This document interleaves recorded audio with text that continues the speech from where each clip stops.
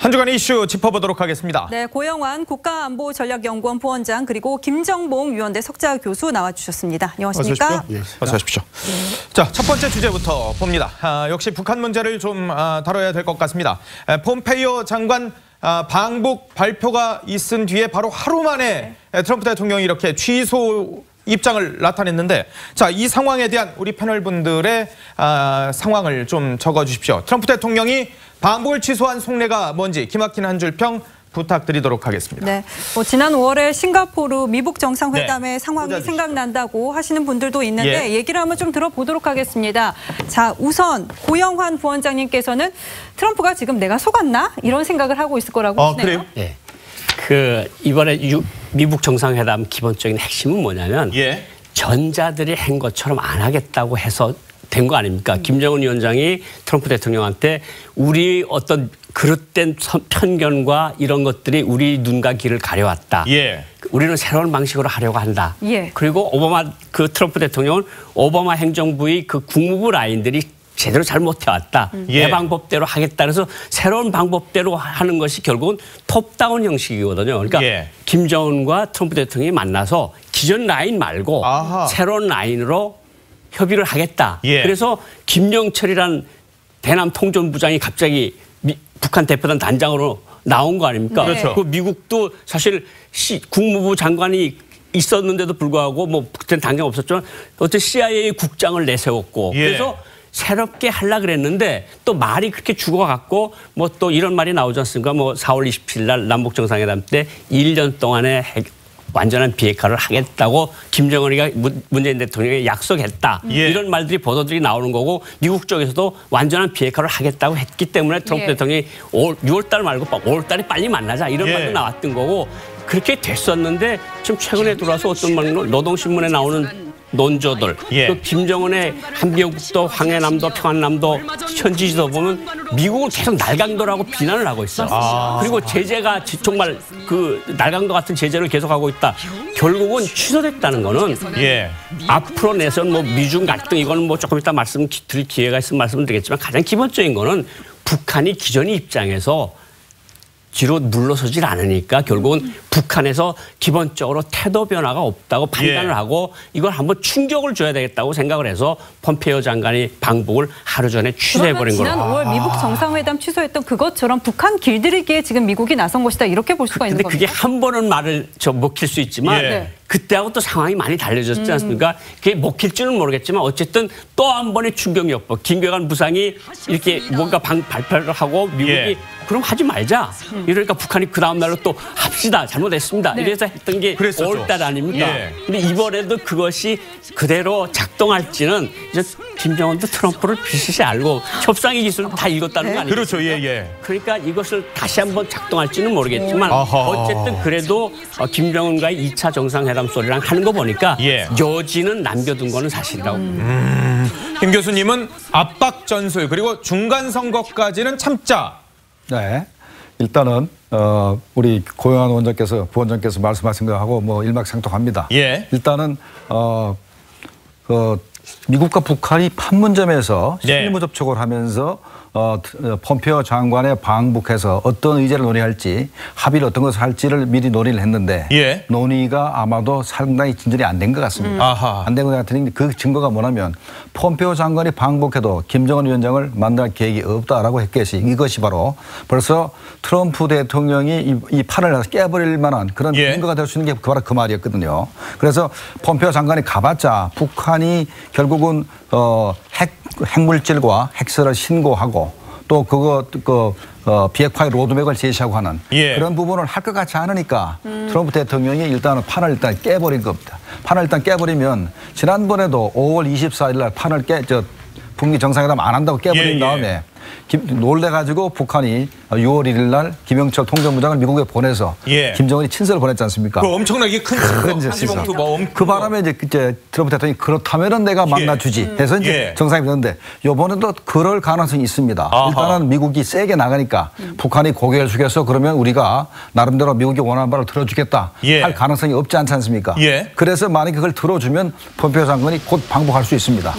그런데 만약에 안 들어주게 되면 문제가 이제 커지게 되는데 그렇다 그래도 트럼프 대통령이 판을 완전히 깰 수가 없는 것이 지금 써놨은 것처럼 11월에 중간선거가 있는데 현재 언론이나 야당에서 봐라. 당신이 협상의 귀재고 뭐 협상의 귀재라면서 북한 비핵화를 꼭 이룰 것처럼 얘기했는데 아무것도 한 게 없지 않느냐는 공격을 받았기 때문에 일단은 회담이 잘 된다는 그 표를 내리기 때문에 일단은 내가 중간선거에 참는다. 그러나 만약에 북한의 태도가 변함이 없으면 중간선거 이후에는 6월 10일 한 합의문을 찢어버리고 다시 한번 북한에 대한 군사적 압박과 그다음에 더 엄청난 제재 그러니까 완전한 무역 제재 또는 초기류 금수 조치 그다음에 해상 봉쇄까지 가는 이런 어마어마한 일이 벌어질 수도 있다 이런 생각이 듭니다. 아니 근데 지금 저 트위터에 이 트럼프 대통령이 북한 문제를 얘기하면서 미중 무역 갈등을 언급을 했단 말이에요. 이건 어떻게 읽어야 됩니까? 사실 일각에서 무슨 얘기를 하는가 하면 트럼프 대통령이 북한을 통해 가지고 중국에 압력을 가해서 이제 미중 무역에서 중국이 좀 뒤로 물러서게 하겠다는 평가를 내놓는데 저는 반대로 지금 중국하고 북한하고 가까워서 뒷문을 열어주고 있다는 게 거의 모든 전문가들 시각이거든요. 왜냐하면 쌀값이나 기름값이 폭등했던 것들이 다 제자리를 찾았어요. 어딘가가 물자가 들어가고 있다는 거고 미국이 그걸 보고 있다는 거 아니겠습니까? 그러니까 저는 그렇게 생각합니다. 중국이 오히려 북한이라는 카드를 이용해서 미중 무역 전쟁이나 패권 전쟁에서 미국이 양보 안 하면 우리 북한 핵을 계속 용인하고 북한 핵을 확대해 줄 수도 있어.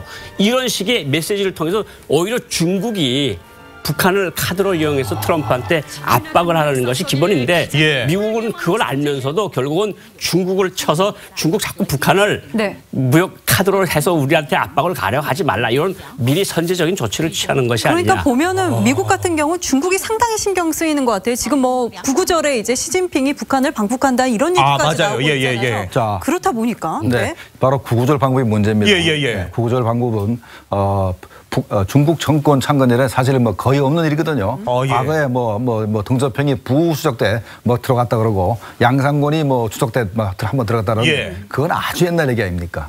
근래 들어가서는 북한을 방북한 일이 없어요.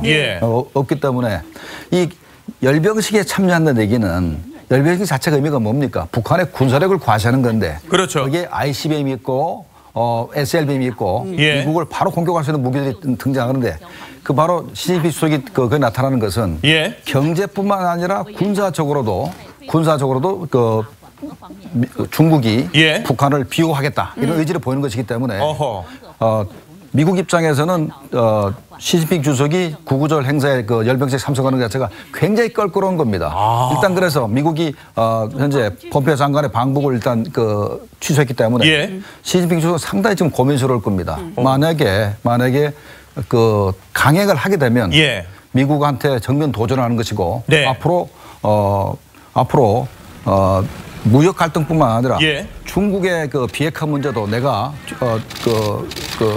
그걸 컨트롤해서 미국을 압박하겠다. 두 가지 카드를 동시겠다는 하긴 어제 저 B-52 미국계 중국 카디지에 들어갔다고 그러더라고요.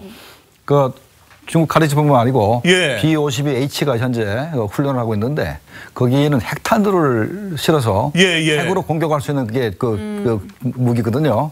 그 얘기는 북한이 비핵화를 했으면 핵으로 공격할 수가 없어요, 법적으로. 그러나 북한이 핵으로 무장했기 때문에 우리가 북한을 핵으로 공격할 수 있다는 것은 미국이 좀 보여주고 있는 상태거든요.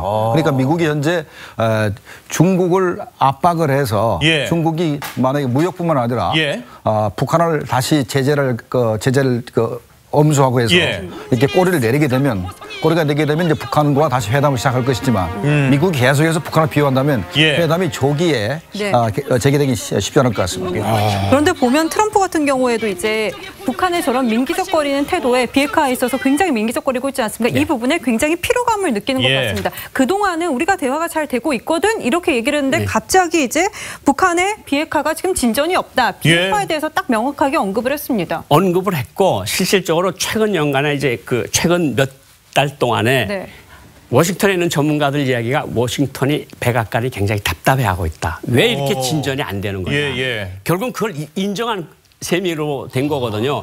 이제 가장 기본적인 그림은 뭐냐면 이제 폼페이오가 갔다 오고 시진핑 주석이 갔다 오고 뭐 구구절 행사는 안 참가하고 뭐 9월 5일 전쯤에든가 갔다 와도 그리고 이제 남북 정상회담을 하고 그것이 다시 잘 돼서 뉴욕에서 제2차 미북 정상회담을 한다. 이런 거는 굉장히 좋은 최선의 그림인데 지금 여기서 제일 먼저 진행될 폼페이오 장관의 이것이 취소가 됐어요. 그러면 시진핑 주석은 이제 말씀하신 것처럼 1988년에 중국 주석이 평양 공화국 창건 마운더리라는 행사에 갔던 이후에 참가해 본 적이 없습니다. 그렇죠. 30년 동안 참가한 적이 없는데 만약에 이제 시진핑 주석이 정말 9월 9일 날 북한에 가서 ICBM이나 SLBM이나 화성 계열 미사일이 나가는데 주석단에 갇혀서도 김정은하고 박수 치고 있다는 건 미국에 대한 굉장한 도전으로 되거든요. 그렇죠. 그런데 폼페이오 장관까지 안 가는 데다 그러면 미국으로서 그래? 그러면 이제 나머지 5천억 달러, 2,500억 달러 우리 관세 매길 거야. 이런 거가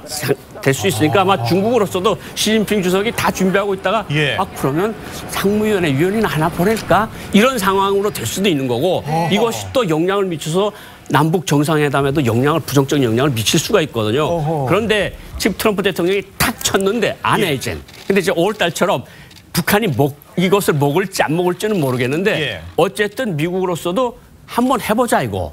왜 신고서도 제출을 안 하고 왜 비핵화에서 일체 전진이 없이 왜 자꾸 문기적거리느냐. 이렇게 끌려다니다 정말 언론에서 비판하는 것처럼 너 북한한테 속였고 북한한테 끌려다니는 거 아니냐. 이거를 어쨌든 반전시키는 카드가 이번에 폼페이오 장관의 방북 취소. 아주 전격적인 취소가 결국은 트럼프 대통령이 김정은한테 내민 카드가 아니냐. 이게 폼페이오 방북 취소가 시진핑 주석의 방북 문제 그리고 우리 문재인 대통령과 김정은 간의 2차 정상회담까지 다 연쇄적으로 다 연결이 돼서 영향을 미칠 수 있다는 거죠. 근데 북한이 강하게 버틸려고 그래도 경제 상황이 좋아야지 이렇게 버틸 수 있는 거 아니겠습니까? 근데 뭐 어쨌든 지금 중국이 좀 뒷문으로 도와주기 때문에 경제 상황이 나아졌다고 볼 수가 있는 겁니까? 어떻게 보십니까? 그게 바로 이제 그 트럼프 대통령이 보는 그 관점인데 2차 북중 정상회담 이후에 갑자기 이제 이 북중의 국경선에 있는 그 세관들이 굉장히 바빠지기 시작했습니다.